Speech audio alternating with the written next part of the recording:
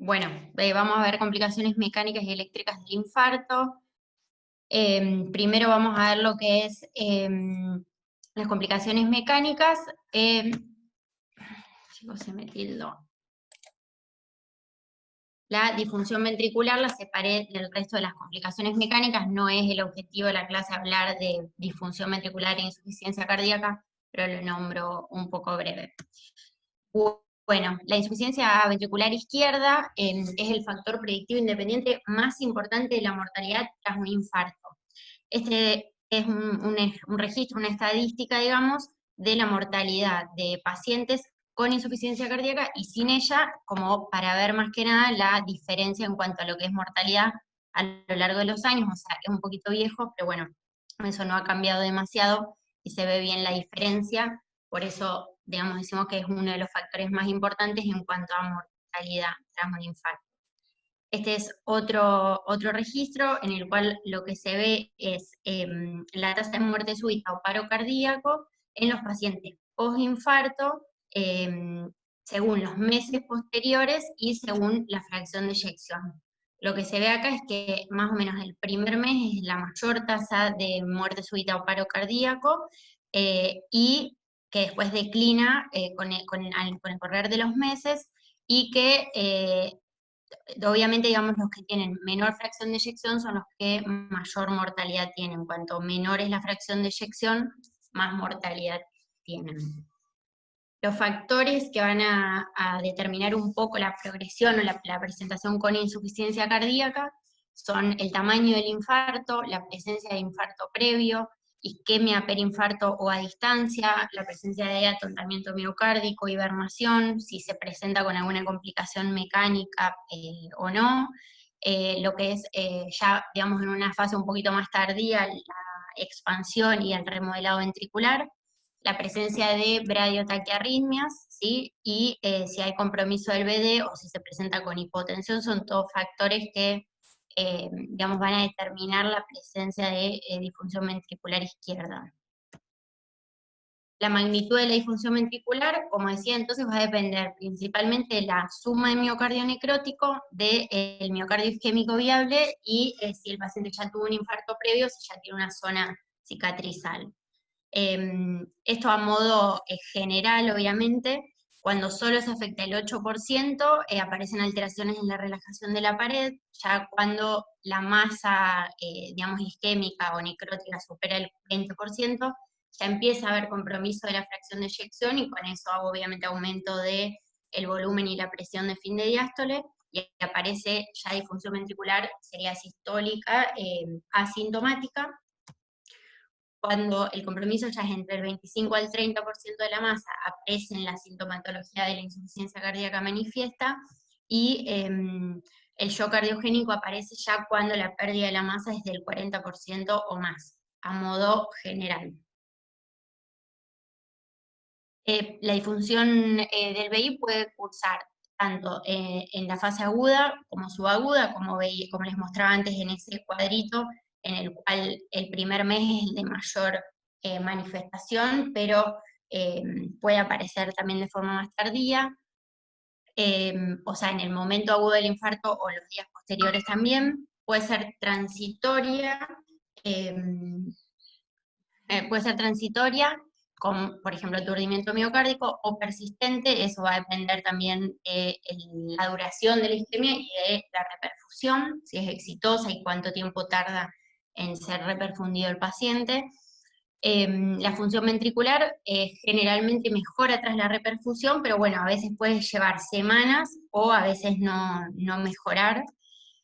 Puede ser sistólica y diastólica, como venía diciendo, y puede ser silente o cursar con insuficiencia cardíaca manifiesta. Como ya sabemos, una manera de clasificar la insuficiencia cardíaca dentro del infarto, o según la presentación clínica del paciente, si tiene insuficiencia cardíaca o no, es el Kirby-Kimball, que también nos va a hablar de mortalidad intrahospitalaria. La clase 1 es un paciente sin síntomas ni signos de insuficiencia cardíaca, que es lo más frecuente, como vemos acá, una incidencia del 70 al 80%, con una mortalidad de menos del 6%. La clase 2 ya con estertores, bueno, rales hasta a campo medio y presencia de tercer ruido, o sea, ya clínica de insuficiencia cardíaca, es un poquito menos frecuente y con una mortalidad mayor. Ya el paciente que se presenta con edema agudo de pulmón es más infrecuente y la mortalidad ya alcanza casi el 50%, y en shock cardiogénico un 2 o un 5% de incidencia con una mortalidad de 80, 90%, incluso algunos lugares también lo ponen así. Y bueno, la otra manera, digamos, de clasificar al paciente en estos 4 estadios, digamos, tenemos una manera que es clínica, que serían los cuadrantes de Forrester más clínicos, que no lo puse acá, pero es clasificando al paciente si está húmedo, seco, caliente o frío, y de manera ya invasiva con un catéter en la arteria pulmonar y midiendo lo que es la WESH y el gasto cardíaco. Lo dividimos en los 4 cuadrantes de Forrester, que también nos van a orientar, digamos, sobre el tratamiento en el paciente en shock cardiogénico o edema agudo de pulmón, que, bueno, no voy a explicar mucho porque hay una clase al respecto de esto, pero sí para tener en cuenta qué tipo de tratamiento según cómo se encuentre el paciente. Y en estos casos, obviamente, en un paciente que se encuentra en shock cardiogénico o edema agudo de pulmón y que sospechamos que la etiología es isquémica, obviamente la revascularización es una de las piezas fundamentales del tratamiento. El shock cardiogénico en sí, bueno, esa es la incidencia. Se asocia a lesión extensa del miocardio ventricular en más del 80% de los casos en los cuales se presente. Y el resto, o sea, el porcentaje más frecuente de causa de shock cardiogénico es por una lesión grande isquémica, o sea, por disfunción del miocardio, pero el resto también tenemos que pensar en que puede ser causa algún defecto mecánico. Generalmente se ve una enfermedad coronaria severa de 15 o 20% de enfermedad del tronco y 70-80 de 3 vasos. Es un estado, como ya sabemos, de bajo gasto, con presiones de llenado aumentado, WESH alta, bajo gasto cardíaco, con manifestaciones de hipoperfusión periférica, hipotensión arterial, obnubilación, acidosis, oliguria, etc. Lo podemos dividir dentro de lo que sería el postinfarto en shock temprano, cuando se produce dentro de las primeras 24 horas, que, digamos, podría llegar a tener en este caso un mejor pronóstico, ya que se piensa, digamos, que teniendo el tratamiento de reperfusión se recuperaría la función de forma más rápida, y el shock tardío, que es más allá de las 24 horas, ya es, digamos, tiene una mayor mortalidad por el hecho de que por ahí ya es más difícil que se recupere masa contráctil. Y en la mitad de los casos aparecen las primeras 6 horas y el 75% de los casos en las primeras 24 horas. Este es, digamos, un cuadrito que lo que muestra es las causas de shock cardiogénico en el infarto, y la incidencia de casos. O sea, la insuficiencia ventricular izquierda tiene una mortalidad más o menos del 60%, y la frecuencia, obviamente, de insuficiencia ventricular es mucho mayor que el resto. En la línea finita se ve el porcentaje de casos. Lo más frecuente, como les decía, es la insuficiencia ventricular, pero en un porcentaje pequeño de casos, la causa del shock son las complicaciones mecánicas y que tienen una mortalidad alta. La mayor es la rotura del tabique interventricular. Bien, bueno, eso es un poquito de disfunción ventricular. Y después sí, en sí, la clase es más centrada en lo que es rotura de pared libre, rotura del tabique interventricular, IM o rotura de músculos y cuerdas tendinosas y otras. La incidencia de todas estas complicaciones mecánicas han disminuido desde la era de la angioplastia primaria, pero bueno, en aquellos pacientes que se presenten con hipotensión súbita, que recurra el dolor torácico, que presenten nuevos soplos, pacientes que evolucionen con insuficiencia cardíaca, con congestión pulmonar o distensión yugular, hay que despertar la alarma, como venía diciendo, de cualquiera de estas complicaciones. Y ya que son potencialmente mortales y requieren una detección y tratamiento inmediato que puede llegar a cambiar el pronóstico, digamos, del paciente si lo detectamos de forma rápida y lo tratamos. Para todos estos casos, como les decía, que vuelva a tener dolor o algo de todo eso que nombré, está recomendado hacer un ecocardiograma transtorácico de inmediato. Algunos factores que son, digamos, más pacientes, o sea, factores que de mayor riesgo de complicaciones mecánicas son ausencia de circulación colateral, que sea un primer infarto, un paciente que, por ejemplo, un paciente joven o un paciente que no tenga ningún antecedente de dolor torácico porque en sí, digamos, no tiene el preacondicionamiento o no tiene circulación colateral, tiene más riesgo, pacientes de edad avanzada también, y el sexo femenino. Y un infarto de VI asociado a compromiso de BD muchas veces también puede presentarse con algunas complicaciones mecánicas que ya vamos a ver.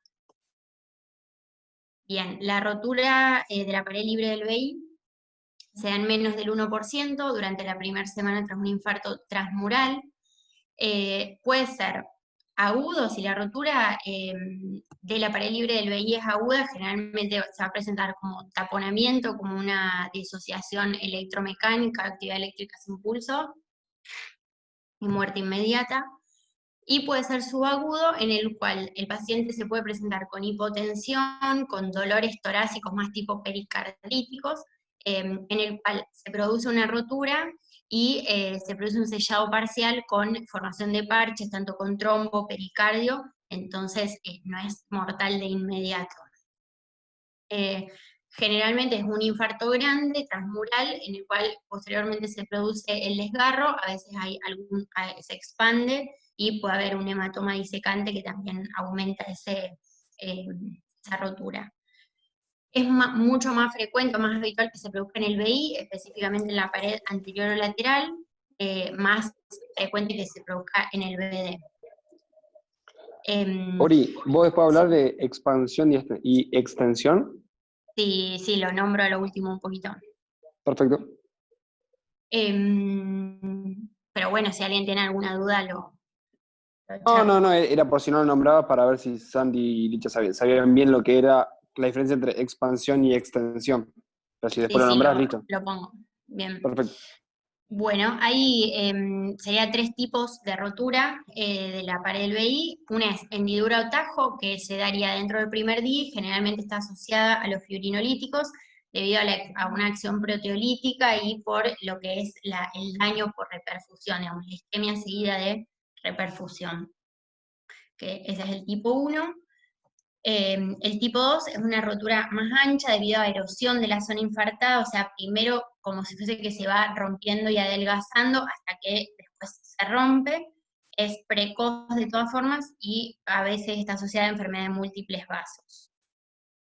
Y el tipo 3 generalmente es en infartos anteriores grandes, donde primero se produce la expansión de la zona y el adelgazamiento, y después se rompe. Por eso es tardío, porque requiere todo ese tiempo, digamos, de remodelado. Ahí se ve, digamos, en la imagen como que está expandido, está aneurismático, y después se rompe. Y bueno, eso es una imagen, digamos, macroscópica de una rotura de pared libre. Si el paciente se halla relativamente estable, bueno, hacer un ecocardiograma, ahí se va a evaluar, seguramente se va a presentar con un taponamiento cardíaco. Se realiza una pericardiocentesis de urgencia que confirma el diagnóstico y va a aliviar la presentación clínica del paciente con taponamiento cardíaco, aunque sea de manera temporal. Obviamente es un sangrado muy importante. Y la supervivencia va a depender de la estabilización hemodinámica y de la intervención quirúrgica. La estabilización hemodinámica generalmente, bueno, obviamente depende de la presentación del paciente, son pacientes que van a estar obviamente graves, con inotrópicos, ARM, y puede ser necesario el balón de contrapulsación intraaórtico. El tratamiento, bueno, paciente que presente afección hemodinámica crítica, hacemos el diagnóstico y el tratamiento quirúrgico de inmediato lo que se hace es resecar el miocardio roto y necrótico y se hace una reconstrucción primaria. Está recomendada la reparación ventricular con parche pericárdico u otro material, ahí en la foto vemos, digamos, la rotura, lo que se hace es se secciona, digamos, el miocardio roto, se une y se pone un parche que puede ser de pericardio o algún otro material. Las tasas de mortalidad obviamente son altas, entre el 20 al 75%, dependiendo del estado del paciente, el tamaño y la morfología de la rotura. Y cuando es subaguda, o como decía antes, o si se sospecha o se confirma la presencia de un pseudoaneurisma, que ahora les muestro cómo es, está indicada la cirugía programada rápida. O sea, por más que el paciente impresione estar estable, eso tiene alto riesgo de ruptura y masiva, digamos, y es necesaria la cirugía urgente. El pseudoaneurisma es, digamos, cuando se produce una ruptura incompleta y se produce un sellamiento con trombos, con hematoma y con pericardio, se produce lo que es un pseudoaneurisma, ¿sí? Con el tiempo, ese área ahí se organiza y se convierte en un pseudoaneurisma que mantiene la comunicación con la cavidad. Acá en la imagen se ve, este es un aneurisma verdadero. ¿Ustedes ven mi mouse? Sí, se ve. Bien, este es un aneurisma verdadero Sí. en el cual, digamos, presenta comunicación directa con la cavidad. La pared del aneurisma, o sea, la zona está adelgazada, está formada por las tres capas, ¿sí? el endocardio, el miocardio y el pericardio, cubierta con trombo, tiene una base ancha y un riesgo relativamente bajo de rotura. En cambio, el pseudoaneurisma, ¿sí? Se rompió el miocardio, si ven acá se ve como la solución de continuidad del miocardio, está formado solamente por una capa de pericardio y de trombo, tiene comunicación con la cavidad ventricular, pero tiene una pared finita y un alto riesgo de ruptura. Bueno, supongo ahí que se entiende la diferencia con la foto. Y al estar llenos como de trombo muchas veces también pueden presentarse con embolismos arteriales. Pero bueno, digamos, el tratamiento, tanto si se ve esto o una ruptura sellada, aunque no se haya formado todavía un pseudoaneurisma, el tratamiento es quirúrgico igual por el riesgo de ruptura. Después, bueno, lo que es la rotura del tabique interventricular, primero conocer bien, digamos, cómo es la irrigación, porque va a estar implicado en estas complicaciones. Va a estar irrigado por las ramas septales de la ADA, que irrigan los 2/3 anteriores de la mitad superior, como lo vemos acá en la imagen, y también estas mismas ramas septales de la ADA son las que van a irrigar casi toda la punta, digamos, del septum. Y todo el resto lo irrigan la ADP, que bueno, puede ser de la CX o de la derecha. La incidencia de la ruptura del tabique se da en 2 picos también, dentro de las 24 horas o varios días después del infarto. En infartos anteriores generalmente se da una ruptura apical y simple, se le dice como en forma de túnel. En cambio, en los infartos inferiores la ruptura generalmente es más a nivel basal, es más compleja, como con varios orificios de entrada y salida, por lo cual, bueno, ahora vamos a ver unas fotos que es más compleja, y entonces generalmente la ruptura del tabique interventricular cuando se da en un infarto inferior tiene peor pronóstico por la mayor afección, que muchas veces está relacionado también a infarto de ventrículo derecho con shock, mayor compromiso también asociado a veces con el aparato mitral, y porque la reparación es más complicada porque justamente la ruptura es más compleja. Suele presentarse con un deterioro clínico rápido, el paciente se presenta también con insuficiencia cardíaca o shock, y está asociado a un nuevo soplo sistólico fuerte, y ahora lo vemos. Lo que se produce es, con la ruptura, un cortocircuito de izquierda a derecha con insuficiencia biventricular y shock cardiogénico. Esa es una imagen en la cual, bueno, se ve la ruptura a este nivel y a este nivel. Ori, Y esa cuando es vos decís dentro del primer día Sí, o varios días después, ¿cuánto le sí. llamas varios días después? Son 5 días más o menos. Claro, O por eso, sea, para marcar eso, porque por ahí varios días después, por ahí lo interpretan como al mes. Y no, la claro, sí, mayoría son no. de 3 a 7 días. 3 a 7 ¿Cuál? días, sí, sí, sí. Después lo pongo en En un cuadrito línea, comparativo, pero sí. joya, joya, joya. Eh, pero bueno, por lo menos A mí me llamó la atención que la vez que yo tuve ese caso del paciente que derivaron con una comunicación interventricular post-infarto, había sido a las 24 horas y como que, bueno, se decía, no, no puede ser así, o sea, te lo marca bien dentro de las primeras 24 horas, generalmente, si no, después ocurre como otro pico a los 5 días más o menos. Así que bueno, la mayoría de estas 3 primeras complicaciones mecánicas que doy son como iguales, la incidencia en el primer día o a los 3 a 5 días. Bien, bueno, esta es otra imagen en la cual también está afectado el BD, como decía previamente. Las características del soplo, lo puse aparte en YouTube para ver si se escucha, porque vieron que nunca se escucha. Es un soplo nuevo, pansistólico, de intensidad de 3/6 para arriba, que en la mitad de ellos presenta frémito, y tiene una irradiación típica en rueda de carro o radiada que va a todos los focos, pero es más intenso en foco tricuspidio, digamos que la regurgitación va para la derecha. Pongo el soplo a ver si se puede, si lo pueden escuchar. Esa es la imagen, digamos, la morfología del soplo, que es pansistólico, como si fuese en barra, digamos. A ver.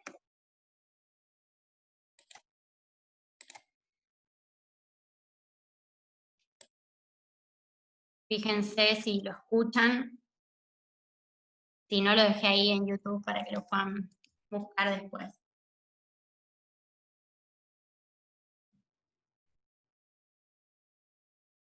¿Se escuchan? No, no se escucha. No. Bueno, esto pasa siempre. Ya fue. Después lo dejé ahí para que lo puedan ver en YouTube. Pero bueno, esa es la morfología del soplo y es intenso, o sea, por eso siempre tener en cuenta en tu nuevo soplo que esta puede ser una de las complicaciones. En la RX de tórax se va a apreciar lo que es, bueno, un hiperflujo pulmonar con aumento de trauma tanto en la base como en el vértice, porque el cortocircuito va de izquierda a derecha.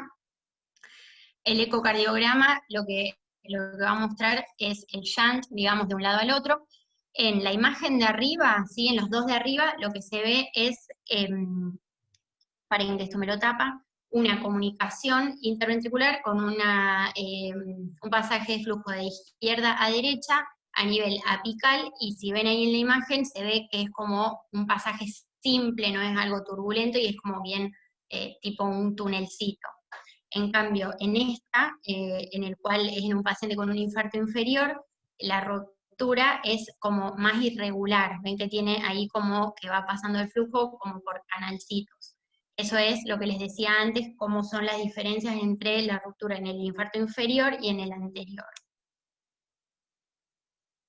Y bueno, otra de las formas de diagnóstico, digamos, entre un paciente en shock post-infarto, en el cual le escuchamos un soplo y, por ejemplo, no sé, no tenemos el ecocardio, una de las formas de diagnosticarlo y de diferenciarlo también de la IM es documentar este resalto oximétrico, en el cual lo que se hace es tomar muestras de sangre obtenida desde el ventrículo derecho, la aurícula derecha, y se ve que aumenta más de un 10% la saturación en el ventrículo derecho que en la aurícula derecha, justamente porque pasó sangre del ventrículo izquierdo, más oxigenada, digamos, hacia el ventrículo derecho.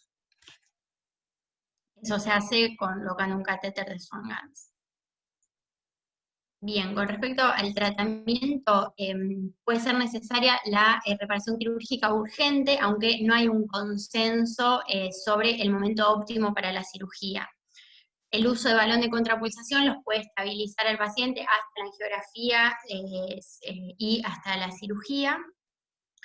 Y por un lado tenemos que la cirugía precoz se asocia a una tasa de mortalidad alta, ¿sí? Y a un riesgo de ruptura recurrente, mientras que cuando se retrasa la cirugía se permite una reparación mejor sobre el tejido cicatrizal, pero obviamente lleva a un riesgo mayor de ruptura durante la espera. Por eso es justamente este tema de que hay un poco de discusión sobre el momento óptimo. El tratamiento médico hasta la cirugía es la reducción de la poscarga, diuréticos, los inotrópicos, bueno, cuando sea necesario, oxigenación adecuada, la sedación, intubación y ventilación mecánica, siempre que sea necesario. La cirugía temprana se va a indicar a todo aquel paciente en el cual se encuentre con insuficiencia cardíaca grave, que no responde al tratamiento médico intensivo, y la cirugía electiva aplazada se debe considerar para aquellos pacientes que respondan bien al tratamiento médico.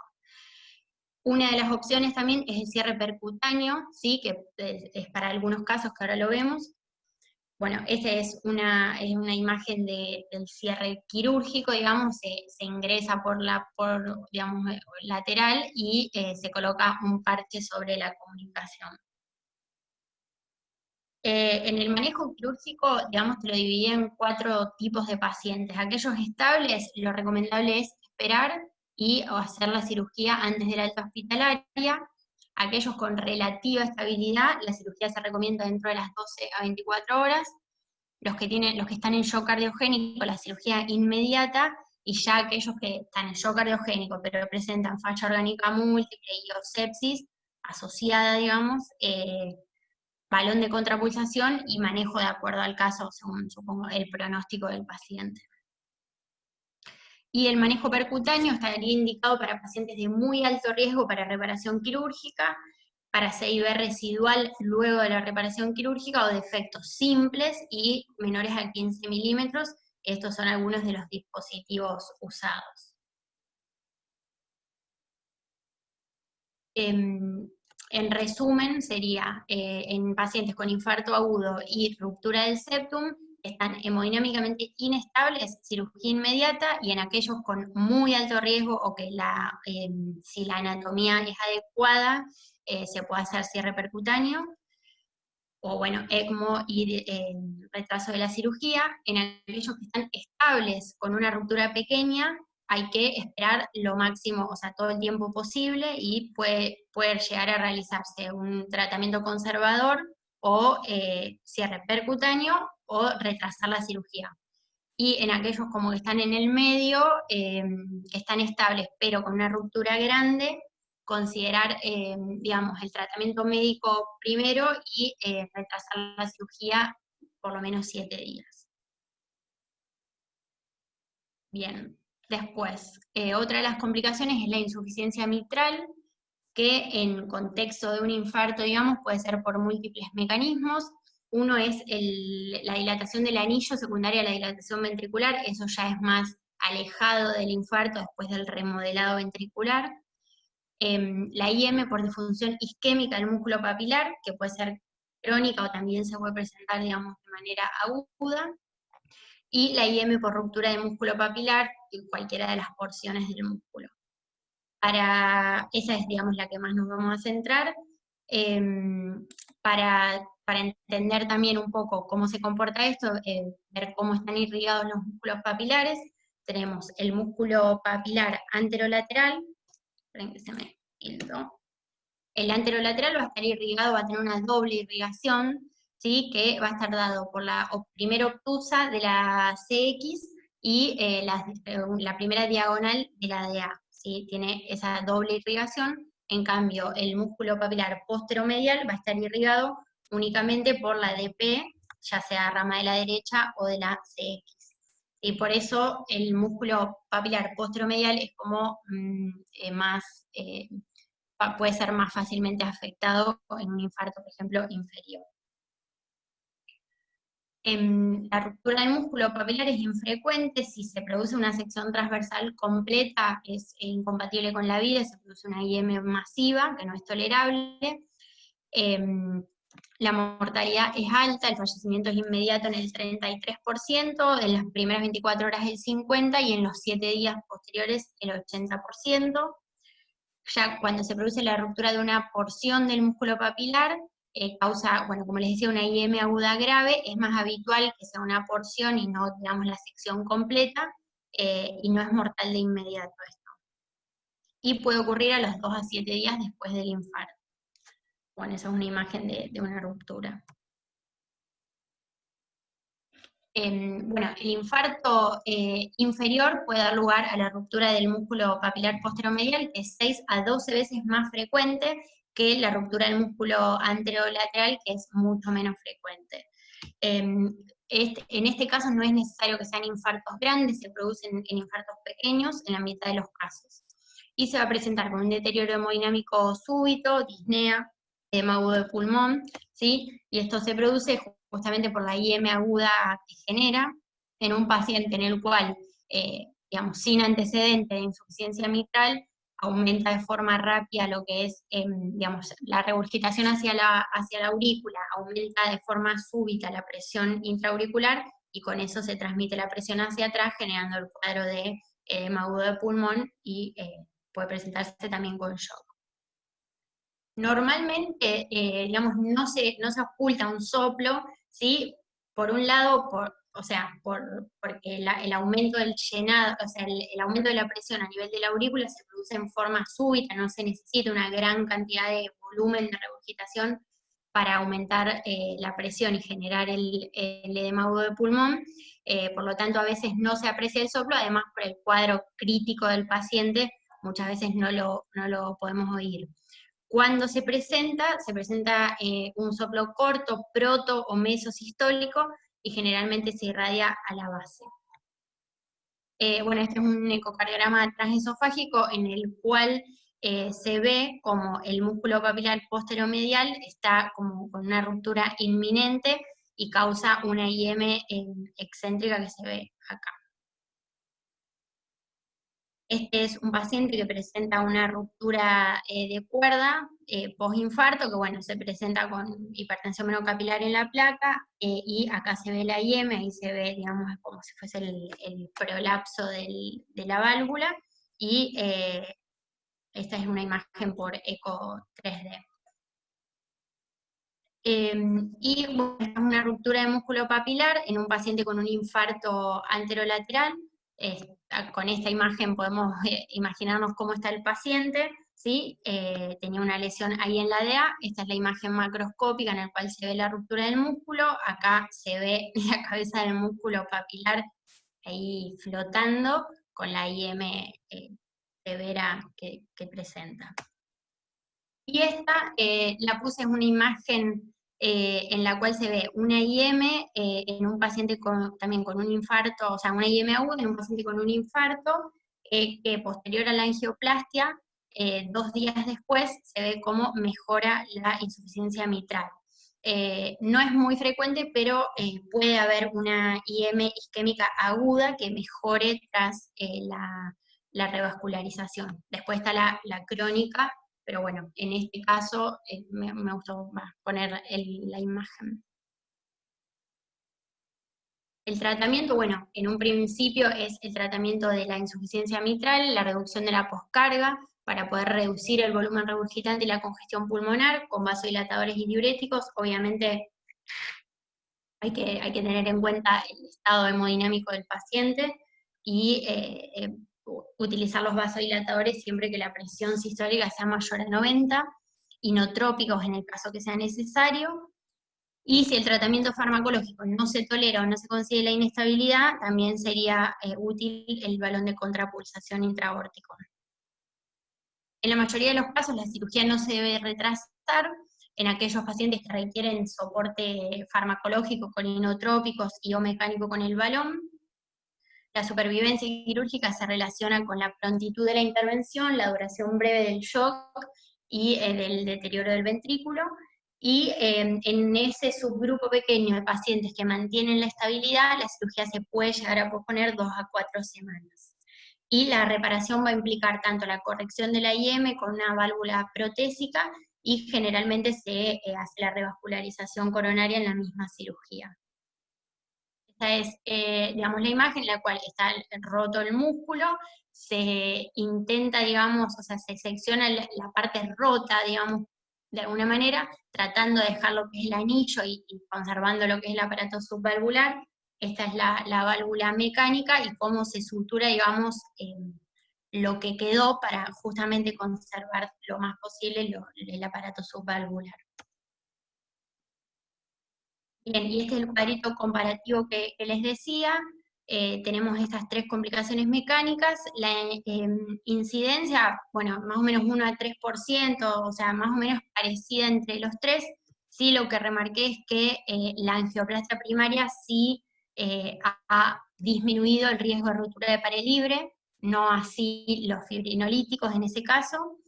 La evolución temporal es en todo similar, el pico es generalmente entre los 24 horas y los 3 a 5 días, pero puede llegar a extenderse hasta los 14, aunque ya eso es menos frecuente.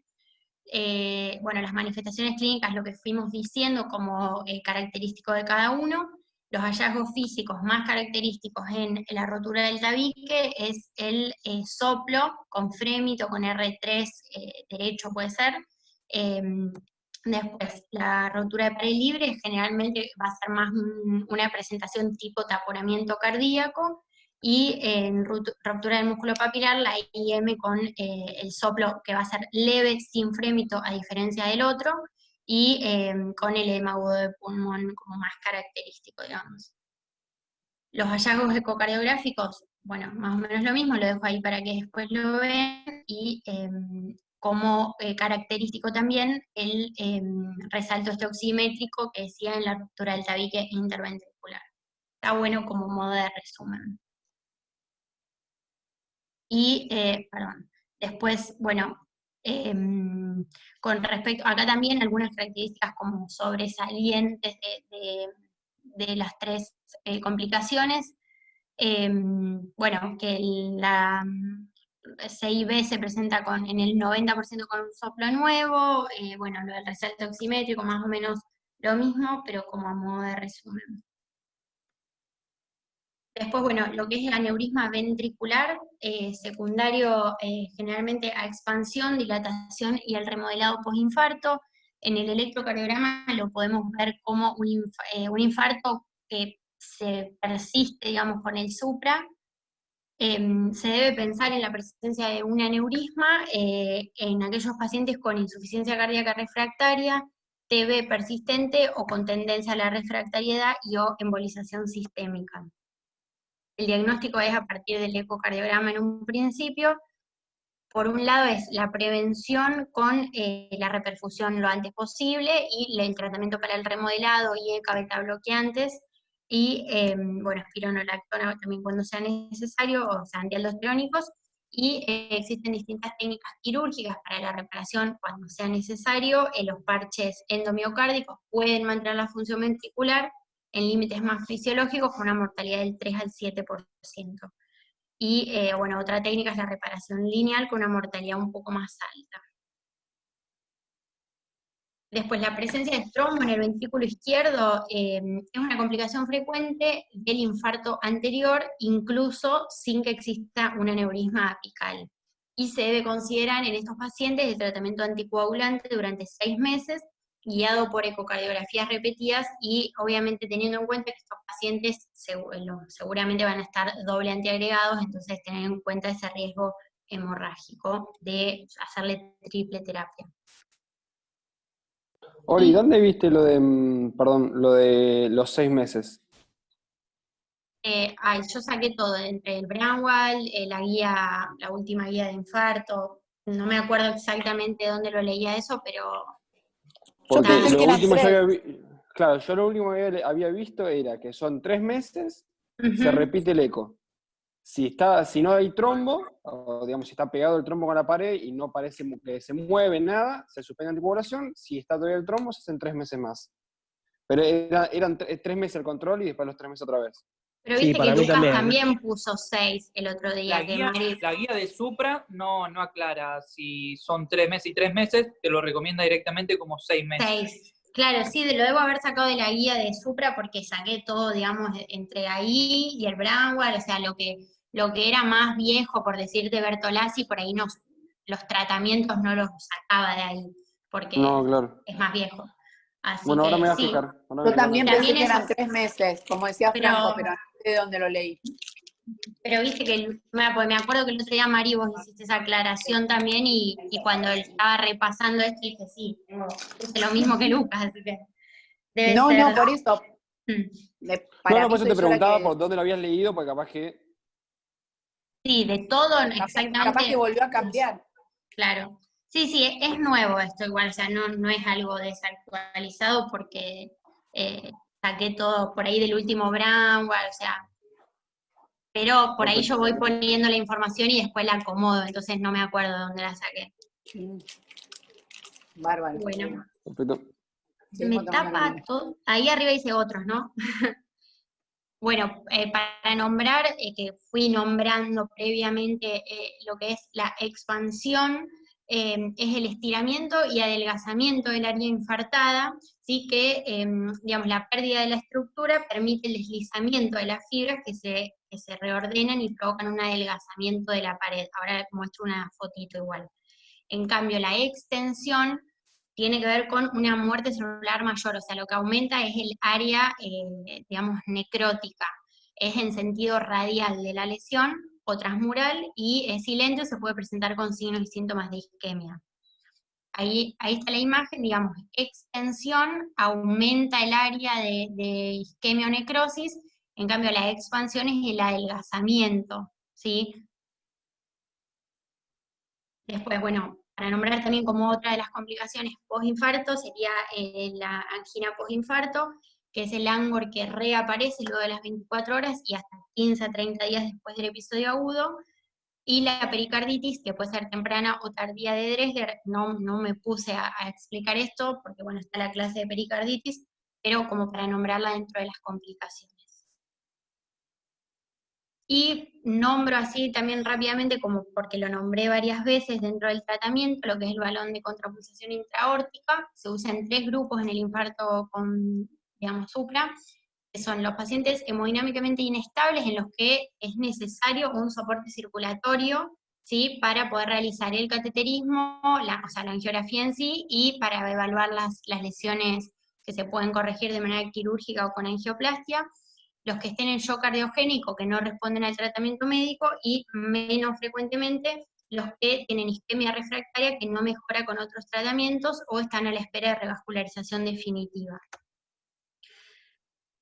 Bueno, lo que se hace es, digamos, se coloca el balón, que ahí les muestro una fotito, ese es un balón inflado. Se coloca el balón, generalmente es de manera percutánea por la arteria femoral, se avanza hasta lo que es digamos, 2 a 3 centímetros después de o sea, distal a la subclavia, y también tienen que quedar por encima de las renales, ¿sí? Y esto se conecta obviamente a un dispositivo que digamos, se alinea con el electrocardiograma y se infla en diástole y se desinfla en sístole. Entonces lo que hace es aumentar, digamos, la presión diastólica, aumenta justamente la presión en el momento de la diástole en el cual está inflado, en las coronarias y los vasos supraaórticos, ¿sí? Y disminuye la poscarga en sístole. Entonces, bueno, como decía acá, lo que hace es disminuir la poscarga del ventrículo izquierdo, con la resultante disminución de lo que es el trabajo cardíaco, el consumo miocárdico de oxígeno, y además aumenta la presión diastólica mejorando la perfusión coronaria y proximal. Y aunque digamos, en el momento que se usa el balón de contrapulsación ha mejorado algunos resultados en estudios pequeños, en los estudios grandes no ha permitido, digamos, mejorar la supervivencia. Ahí pongo de nuevo la... Sí. Voy a preguntar una boludez, pero esto sí o sí, como el balón este se coloca sí o sí en hemodinamia, digamos, no hay otra forma. ¿O sí? Se puede no colocar en hemodinamia. Claro, o sea, es como el SWAN. Se puede no colocar en hemodinamia. O sea, sí, ideal, pero sí. antes de prenderlo, tiene en la punta, el balón tiene una marquita para poder verlo por radiografía, pero... Exacto. Lo podés ver por radiografía, pero lo ideal es que lo coloques en hemodinamia por el hecho de la salida del callado, que no agarres ninguna de las arterias. Sí, Claro. por lo que yo estuve viendo, como decía Santi, o sea, se puede ver por radiografía común, pero bueno, obviamente, como decían, para disminuir las complicaciones vos lo tenés que poner a 2 o 3 centímetros de la subclavia y por encima de las renales. Entonces, supongo que para ver que esté bien colocado es mejor en hemodinamia. Acá, como dice Lucas, la radiografía no te da la seguridad de ver los vasos supraórticos. En realidad vos estás medio a ciegas, tenés las marcas del balón, pero no tenés manera de ver a qué nivel está saliendo la subclavia. No, Y tal como cual. sabrán, anatómicamente puede salir, o sea, sale del callado siempre, digamos, pero como uno puede ver con una placa dónde está saliendo la subclavia. Es difícil, o sea, siempre por razones de seguridad se colocan hemodinamia. Y por Cuando orden. se empieza a poner blanquito de brazo izquierdo, Claro, ahí hay que ahí retirarlo un porque le poquito. tapaste la subclavia. Claro. Claro, Pero Ori, bueno, De orinar, el señor, sobre la renal. ¿cómo? Mi Si pregunta deja de iba, orinar, está muy abajo, y si el brazo Claro. se le pone blanco, está muy arriba. Sí, Lisa. no, mi pregunta iba que, por ejemplo, digamos, hasta que vos, digamos, si esto es para el shock cardiogénico, el paciente inestable, Ujú. hasta que esperás que venga el hemodinamista, por ahí lo necesitas poner antes y Sí, podías. en realidad es un método más de soporte del paciente, o sea, vos antes ya lo tuviste que poner en o sea, si necesita un balón, ya lo tuviste que poner en RM, ponerle inotrópico, o sea, todo eso, y mientras esperás a que vengan para ponerlo. Igual no siempre es un paciente que está con supra, o sea, pueden ser estos pacientes con complicaciones, o sea, si el paciente con supra le tenés que poner esto, bueno, igual sí, vas a tener que esperar hemodinamia, pero si no, son pacientes que puede ser por otro motivo y que vos ya le estás haciendo todo el soporte previo, ¿me entendés? El paciente con supra a mí me parece que vos no le pondrías esto. Claro, No, tiene que es más estar para No, chocado pues y que no, no, pero igual por más que claro. esté chocado, el hemodinamista tiene que estar menos Sí, de la una hora ahí en el hospital. revascularización, sí, obvio. Entonces, sí. Sirve más para Dale, pacientes que ponerle como el del otro día, Ujú, con que es un isquemia tipo que refractaria. tenés a la espera de CRM, que no lo Es estás decir, pudiendo al tratar. puente a la cirugía también. Claro, y el tipo está sintomático y vos ves que lo que le está haciendo no tenés muchas medidas terapéuticas. Tal cual. Y que tampoco es que disminuye la mortalidad un 50%, o estos los trabajos, no es que No, es soporte son nada más. mágicos, digamos. Ayuda a algo, es como el SWAN en los chocados, no es que le va a cambiar la vida tener un SWAN. Te va a ayudar a vos a mejorar ver bien si tiene la huella alta, tiene la huella baja, cómo está la PVC, digamos, todo más específico, pero no es que le va a salvar la vida con el SWAN, ni tampoco es con este. Es una medida más, como decís vos. Una cosa que justo estaba viendo esto, porque estoy preparando la clase de shock, y otra indicación del balón de contrapulsación son las arritmias refractarias por isquemia, como en el caso que tuvimos del ATV del dicrosta, que también estaría indicado en ese caso, que no se reperfundió y está con arritmias refractarias. ¿Y vos, Santi, qué experiencia tenés ahí de que vos lo veías ahí en el parque? Uh-huh. No, Y en la práctica, porque capaz lo ponían metódicamente al pedo a todo el mundo, pero ¿qué visión tenía?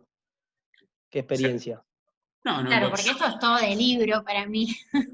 No, vi un par puesto y la gran mayoría fueron en los que estaban para ir a trasplante. Para trasplante, sí. Sí, viste que ahí...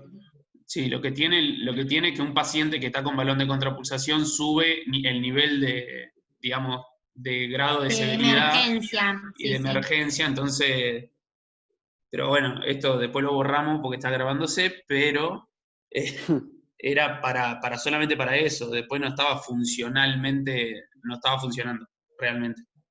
Claro. Porque cuando me fui a estudiar SWAM, nunca lo vi funcionar bien. Pero bueno, siempre estaban con el balón, con inotrópico, intubado, pero es así como dijeron. O sea, es cuando y el lo que paciente vos está habías crítico. dicho, una cosa para acotar, que se puede poner sincrónico con el electro o con la onda dícrota de la presión. Sí. Es mejor hacerlo por otra presión. configuración, digamos. Es mejor hacerlo por presión, supuestamente. Claro, lo que estuve viendo.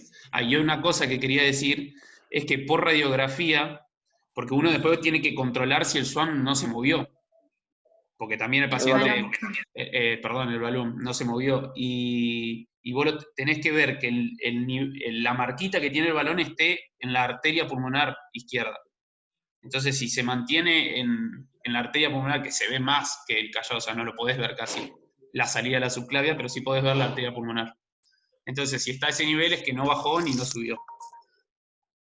Bien. Perfecto. No. Bueno, yo era más que nada para nombrarlo porque lo dije varias veces. Los efectos del balón de una contrapulsación adecuada es la mejoría del gasto cardíaco, de la fracción de eyección, del flujo cerebral y coronario, la elevación de la presión media, la disminución de las presiones en el VI y la aorta, la disminución de la presión telediastólica del VI, de la presión capilar pulmonar, de la aurícula izquierda, la frecuencia cardíaca y la disminución de frecuencia de arritmia, justamente por esto de mejorar la perfusión. Bueno, después lo que son las complicaciones eléctricas, para hacerlo un poquito más rápido, se pueden dividir en taquiarritmias y bradiarritmias, se pueden dar por trastornos de la formación o la conducción del estímulo, igual, bueno, no voy a explicar cada una en sí. La ritmogénesis en el caso de los infartos, sea un sustrato que es el músculo necrótico o isquémico que cambia sus propiedades eléctricas, el gatillo va a ser la isquemia, por ejemplo hipocalemia, fármacos, si se administra digitalicos, por ejemplo, y la modulación del sistema nervioso autónomo que va a cambiar el umbral arritmogénico. La isquemia va a producir una pérdida del potencial de reposo, alteraciones en el periodo refractario y la excitabilidad, el lentecimiento de conducción y promueve esto la aparición de mecanismos anormales de la formación del impulso. Va a haber, justamente por la isquemia, alteraciones en las corrientes iónicas, trastornos electrolíticos, hipoxia, acidosis, desbalance autonómico y radicales libres de oxígeno aumentados. Todo esto es lo que va a hacer, digamos, propicio para que se produzcan arritmias. ¿Alguien quedó con el audio prendido, chicos? Yo. Bueno, dentro de las taquiarritmias ventriculares tenemos las extrasístoles, sí, que son muy frecuentes en el primer día en la fase aguda, pero no son predictoras de FB o de TB. Generalmente, bueno, la evolución y el manejo es conservador, ¿sí? Y no está recomendado la utilización de antiarrítmicos de rutina, excepto, salvo que haya contraindicaciones, el uso de beta bloqueantes. Y ante un paciente con arritmias, con extrasístoles, sí buscar la probabilidad de isquemia recurrente o que haya trastornos electrolíticos o metabólicos a corregir. Bueno, y hay un electro con extrasístoles ventriculares. Dentro de las taquiarritmias ventriculares tenemos lo que es la FB o TB, que sean el 6 al 8%, y el 50% de los pacientes que no llegan, digamos, al ámbito de cuidados médicos es debido a FB, que es la principal arritmia mortal. Tanto la FB primaria, las extrasístoles y los fenómenos de R sobre T se producen en esta fase inicial justamente por la heterogeneidad de la actividad eléctrica, por todo lo que decía previamente. El tratamiento precoz de reperfusión va a reducir el riesgo de estas arritmias y de la muerte cardiovascular. La FB se puede dividir en FB primaria, es aquella que ocurre dentro de las primeras 48 horas, y por un lado tiene una mortalidad intrahospitalaria alta por el fenómeno en sí de la FB, pero aquellos pacientes que sobreviven a esta FB, la mortalidad después no se diferencia de aquellos pacientes que no la padecieron. Todo esto hablando dentro de las primeras 48 horas. Y la FB tardía es aquella que ocurre después de las 48 horas, que es menos frecuente, pero que tiene una mortalidad mayor, tanto a corto como a largo plazo. Y tanto la FB como la TB pueden ocurrir por la reperfusión, por la eliminación de lactato, potasio, las sustancias tóxicas acumuladas durante el momento de isquemia, que cuando se produce la reperfusión se liberan. Bueno, y un electrocardiograma en el cual se ve un episodio de FB. La taquicardia ventricular se puede dividir en polimorfa, ¿sí?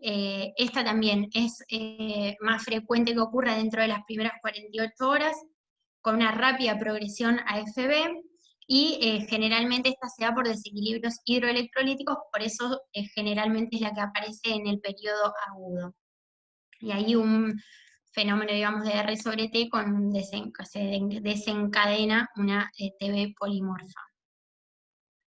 Y la TB monomorfa, esta es más frecuente que ocurra luego de las 48 horas, y si aparece antes, generalmente el paciente ya tiene un antecedente de enfermedad coronaria con un área cicatrizal previa que generalmente por mecanismo de reentrada se produce esta taquicardia ventricular. Y tiene una mayor tasa de recurrencia y de muerte súbita. Y hay un ejemplo de taquicardia ventricular monomorfa.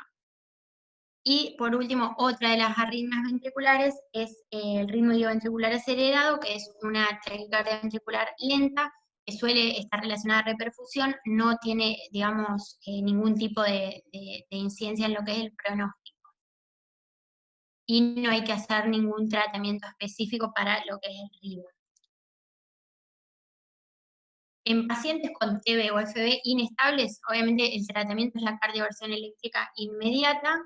Se puede utilizar amiodarona endovenosa para interrumpir arritmias inestables o para prevenir en aquellos pacientes que tengan recurrencias o sean refractarios.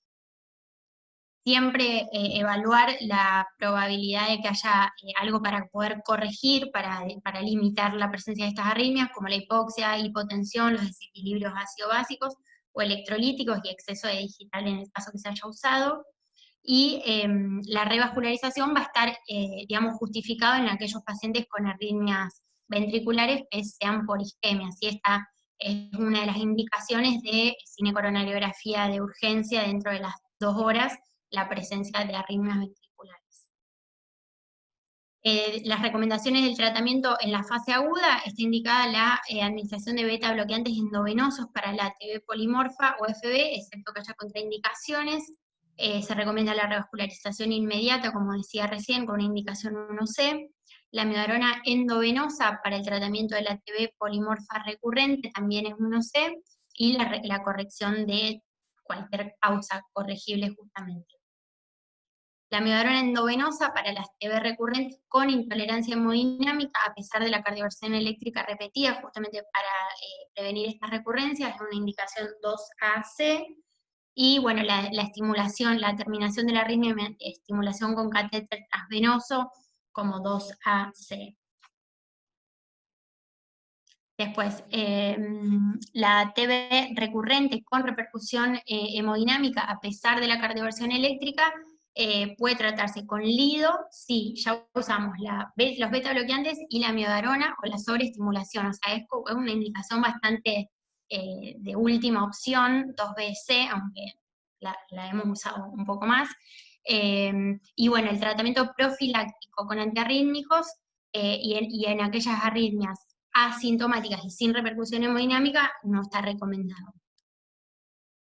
Bueno, esto en sí un poquito más para el tratamiento a largo plazo. Está recomendado el tratamiento con un desfibrilador para reducir la muerte súbita en pacientes con insuficiencia cardíaca sintomática, clase 2-3 y FEI menos del 35%, a pesar del tratamiento médico óptimo, mayor a 3 meses y más de 6 semanas después del infarto, cuya supervivencia sea mayor a 1 año. Eso es 1A. Y se puede considerar el implante de un desfibrilador o un cardiodefibrilador temporal portátil dentro de los primeros 40 días tras el infarto para pacientes seleccionados que tengan revascularización incompleta, disfunción previa de la fracción de eyección, síntomas más de 48 horas después del infarto y TB polimorfa o FB. 2BC, pero bueno, lo puse más que nada por lo que veían, por el caso que tenemos en el hospital. Bien, las taquiarritmias... Se dio un 2BC nuestro amigo, digamos. Claro, ahí, para mí sí, para ahí mí se sí. iba Para mí sí. a dicrosta. Hay que Tienen ponérselo. varias de esas cosas. El dicrota.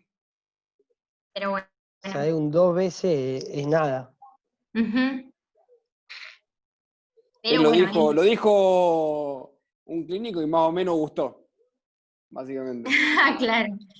Pero bueno, nada, después Franco va a dar toda la clase de desfibriladores, así que no entro mucho en eso. No puedo entender por qué se tarda tanto tiempo, por qué se tarda más de esos 40 días a 6 semanas, cuando vos tenés constatado de que no hay sitio revascularizable, no está isquémico, no entiendo por qué se tarda tanto. Pero dice portátil. Sí, no, pero dice implante o cardiodefibrilador portátil. Claro, Dice implante, porque eso también lo... Por eso yo le decía lo del chaleco, pero bueno. O sea, pero el tipo de pasamos de un 1A, si tiene más de 6 semanas, y si está dentro de los primeros 40 días, 2 veces. Obviamente no. Sí, no me puse a ver todo eso porque esto es más a largo plazo. Pero bueno, eso es lo que va, eso posta, lo digo, lo va a dar Franco en su próxima charla, por eso no me centré mucho en eso. Deja de ponerme presión. Bueno, dentro de las taquiarritmias, ¿sigo? Dale. Hágale. Dentro de las taquiarritmias supraventriculares, la taquicardia sinusal se presenta en el 30%, suele asociarse a la actividad simpática aumentada, ¿sí?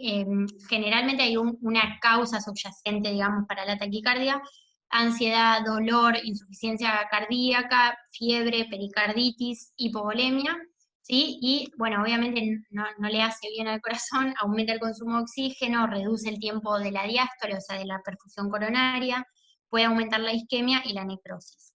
Y generalmente la taquicardia sinusal persistente se va a deber a insuficiencia cardíaca, lo cual implica un mal pronóstico y un aumento de la mortalidad, y en este caso es tratar la causa, el dolor, bueno, hipovolemia, pericarditis, lo que sea, ir y tratar la causa va a ser más la causa de la taquicardia sinusal. Bueno, FA y aleteo, la FA se produce en un 21% y el aleteo en un 2%, suelen ser transitorios y debido a la estimulación simpática aumentada, se pueden presentar en pacientes con insuficiencia cardíaca, infarto auricular o pericarditis como otras de las causas más frecuentes. Bueno, obviamente tampoco el aumento de la frecuencia ventricular más la falta de la contribución de la pata auricular puede aumentar el riesgo de insuficiencia cardíaca, y la presencia en sí de FA se asocia a mayores tasas de mortalidad y ACV, sobre todo en infartos anteriores. Y generalmente se presenta en pacientes con infartos extensos e inestabilidad hemodinámica, o sea, no es bueno la presencia de FA en el contexto de un infarto. Para el control agudo de la frecuencia cardíaca está indicada en los betabloqueantes endovenosos, ¿sí? Para el control de frecuencia, salvo que haya contraindicaciones, insuficiencia cardíaca o hipotensión. La amiodarona como control de frecuencia en presencia de insuficiencia cardíaca y ausencia de hipotensión se podría usar también como 1C. Y para el control de frecuencia también los digitálicos ya son un 2AB. Para pacientes con ICC o hipotensión. Lo que es cardioversión, cuando no se pueda controlar adecuadamente con tratamiento farmacológico, la FA, en pacientes con isquemia en curso, deterioro hemodinámico o insuficiencia cardíaca, lo que hacemos es cardioversión eléctrica, como 1C, y la administración de amiodarona para cardiovertir, o para la reducción del riesgo de recurrencia en pacientes inestables con FA de aparición reciente. Bueno, se debe también tener en cuenta lo que es el CHAD para evaluar la anticoagulación y tener en cuenta también estos pacientes que van a estar doble antiagregados. Y bueno, los bloqueantes de canales de calcio y los beta bloqueantes en pacientes inestables no estarían indicados. Bien. ¿Por qué no está indicada la dioxina? ¿Por qué está contraindicada la dioxina, perdón? No, como control de ritmo, dice. Por eso, ¿por qué está contraindicada? ¿Sabes?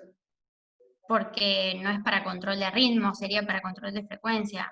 Porque dice es ineficaz para control de ritmo. Sí. Por eso no lo nombré mucho. Perfecto, bueno, perdón. No, está bien. Bueno, pasando a las bradiarritmias, bueno, también es importante en este caso evaluar, tener en cuenta cómo está irrigado todo el sistema de conducción.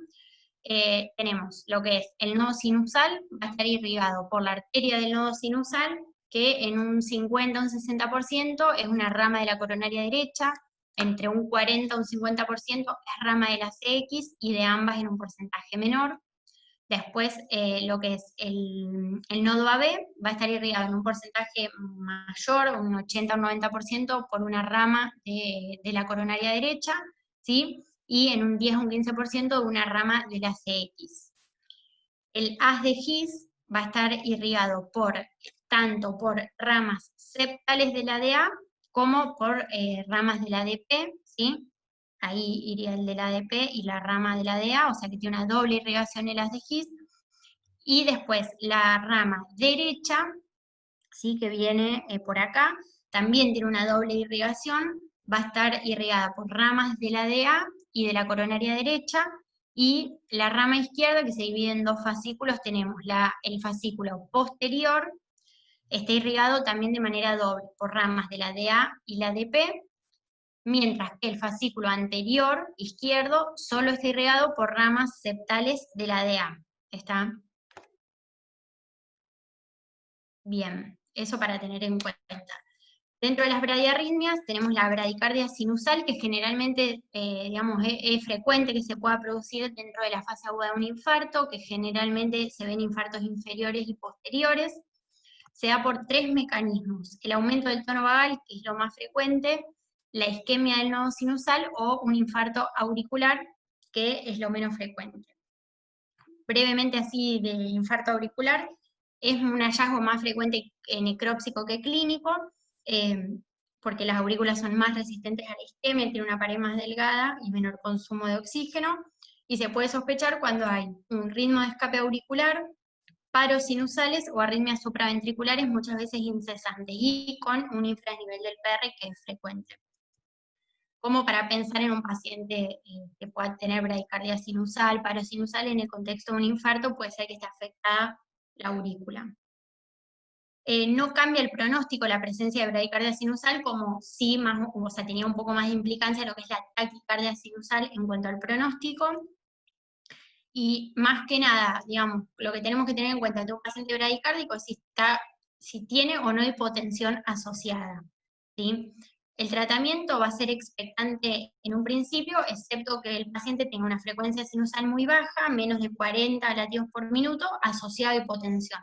En esos casos se administra atropina entre 0,3 a 0,6 miligramos, cada 3 a 10 minutos, hasta una dosis total de 3 miligramos, como para aumentar la frecuencia por lo menos hasta 60 latidos por minuto, obviamente, y ver que responda también la TEA del paciente.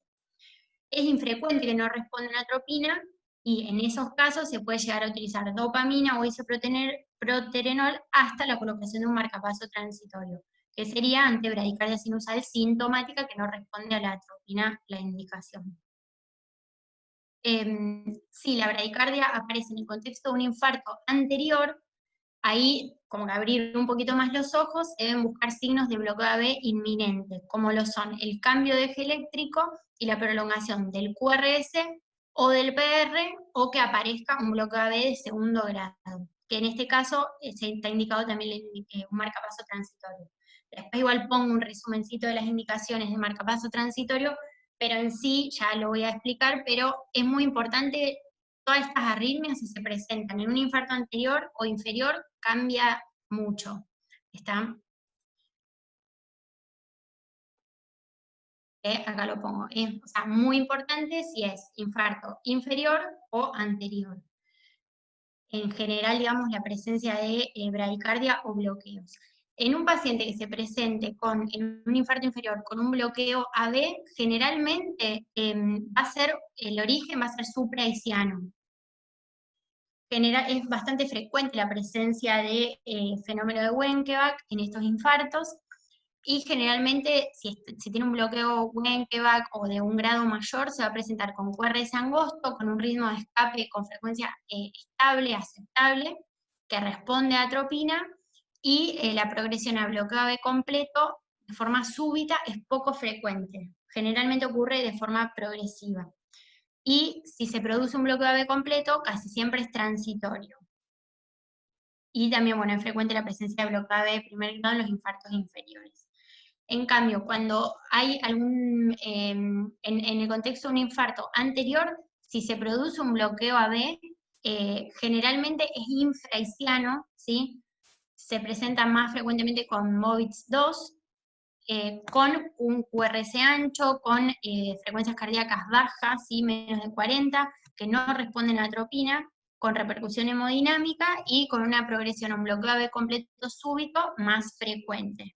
Tiene peor pronóstico y en estos casos sí es más frecuente la indicación de un marcapaso transitorio. Bueno, acá es algo similar. Bueno, en infartos inferiores tenemos más frecuentemente la presencia de en infartos, digamos, con oclusión de la coronaria derecha es más frecuente. La localización del trastorno de conducción es más proximal, ¿sí? Es infranodal, en infartos inferoposteriores con afección de esas arterias. El tipo predominante de bloqueo, como les decía, es de primer grado o segundo grado, pero MOVITS 1. Las características premonitorias a un bloqueo AB de tercer grado son el bloqueo AB de primer o segundo grado y un patrón MOVITS 1, En cambio, cuando el bloqueo es más distal, generalmente es en infartos anteroceptales con afección de las perforantes septales de la DA. El tipo predominante de bloqueo es MOVITS 2 y tercer grado, y las características premonitorias de un bloqueo AB de grado alto es un bloqueo de la conducción intraventricular de alguna rama, por ejemplo, y MOVITS 2. O sea, es bastante más severo el tema de los infartos anteriores. ¿Qué dice el título ahí? Que no veo. Bloqueo Bueno, AB.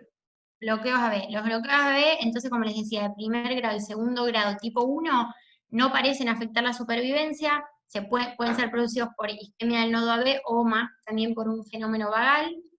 Cuando hay bloqueo AB de segundo grado tipo 1, no requiere tratamiento específico si la frecuencia ventricular supera los 50 latidos por minuto, en ausencia de extrasístoles, de insuficiencia cardíaca o bloqueo de rama.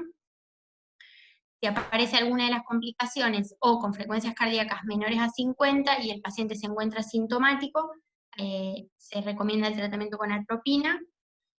Y en estos casos, la frecuencia de estimulación con marcapaso casi nunca es necesario. Cuando hay bloqueo AB de segundo grado MOVITS 2, en infartos inferiores o posteriores, generalmente es transitorio, como les decía, con un ritmo de escape de la unión, con un complejo estrecho, para lo cual se hace tratamiento conservador. En cambio, cuando se da el bloqueo AB de segundo grado MOVITS 2, en un infarto anterior o lateral, generalmente ya es un trastorno de conducción por debajo de las de His, y por lo tanto se necesitaría un marcapaso transitorio.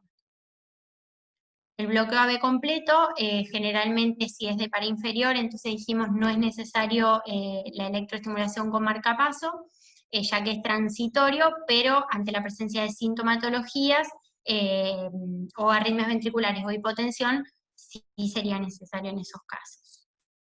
Los bloqueos intraventriculares se dan entre un 2 a un 5%, en comparación con aquellos pacientes que no presenten ninguna alteración de la conducción. Los pacientes que se presentan con alguna de estos bloqueos tienen generalmente, digamos, biomarcadores como troponinas más altas, terminan teniendo menor fracción de eyección y mayor mortalidad.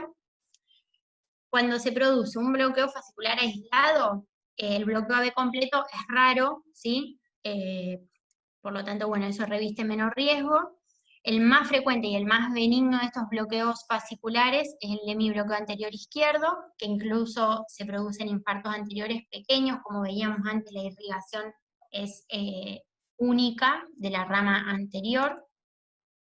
El bloqueo completo de rama derecha, generalmente se trata de un nuevo bloqueo asociado a un infarto anteroseptal, y cuando, la presencia de un bloqueo nuevo de rama derecha aumenta el riesgo de mortalidad en el infarto anterior, y aunque no haya progresión a un bloqueo AB completo, aumenta la mortalidad y generalmente está asociado a ICC por el tamaño del infarto, digamos.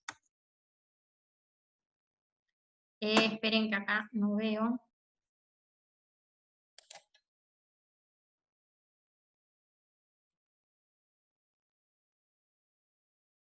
No lo veo entero y no sé cómo empieza. Bueno. Es la combinación de bloqueo de rama derecha con otro bloqueo. Sí, pero no sé cómo empieza la oración, no me acuerdo. La combinación de bloqueo de rama derecha con bloqueos divisionales anterior o posterior izquierdo se conoce como bloqueo bifascicular. Bien, si se produce un nuevo bloqueo de la regla. Exacto. Bien, cuando hay un bloqueo bifascicular, que como decía sería de alguna de las, por ejemplo, bloqueo de rama derecha más alguna de las ramas, cuando se produce esto, el riesgo de bloqueo ya es mayor, ¿sí? O sea, cuando veíamos si es aislado o no, si es solo de rama derecha, tampoco es alto la progresión, pero ya si es bifascicular, sí. Y también, al ser infartos mayores, va a haber, la mortalidad también aumenta por el riesgo de insuficiencia cardíaca que esto conlleva. Y después, cuando es bloqueo trifascicular, sería el bloqueo bidivisional con prolongación del intervalo PR.